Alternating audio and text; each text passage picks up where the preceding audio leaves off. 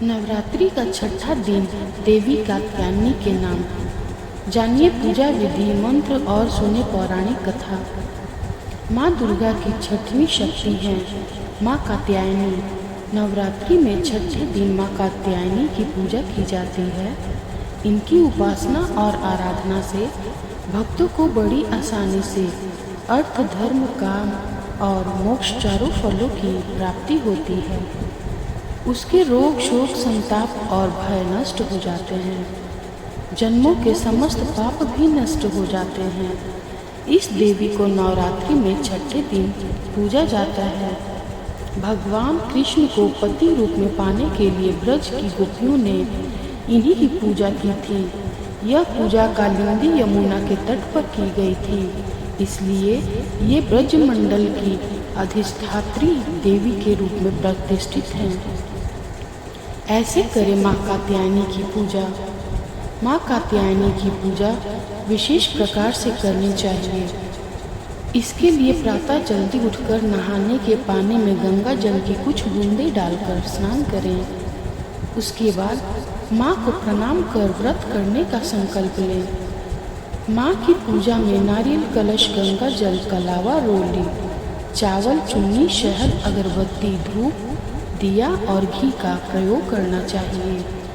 देवी को फूल और जायफल प्रिय हैं, इसलिए पूजा करते समय उन्हें पुष्प और जायफल जरूर अर्पित करें। माँ को प्रसन्न करने के लिए 3 से 4 पुष्प लेकर माँ कात्यायनी के मंत्र का 108 बार जाप करना फलदायी होता है।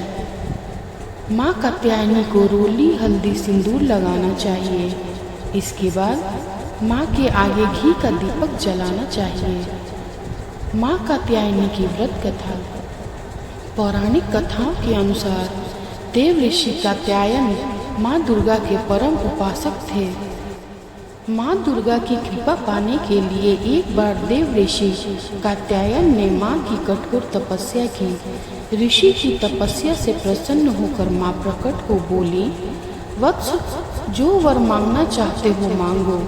माँ के इतना कहते ही देव ऋषि ने माँ भगवती से वर मांगा और कहा कि माँ, आप मेरे घर पुत्री के रूप में जन्म लो।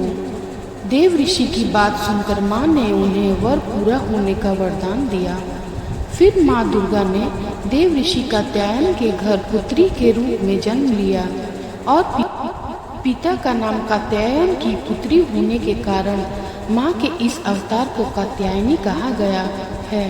शास्त्रों में कहा गया है कि माँ कात्यायनी की पूजा भगवान राम और श्री कृष्ण ने दी थी। मान्यता है कि गोपियों ने श्री कृष्ण को पति रूप में पाने के लिए माता के इसी रूप की पूजा की थी। हमारे YouTube चैनल आस्था एक भक्ति पर ऐसे और भी वीडियोस को देखने के लिए चैनल को सब्सक्राइब जरूर करें और बेल आइकन को जरूर दबाएं।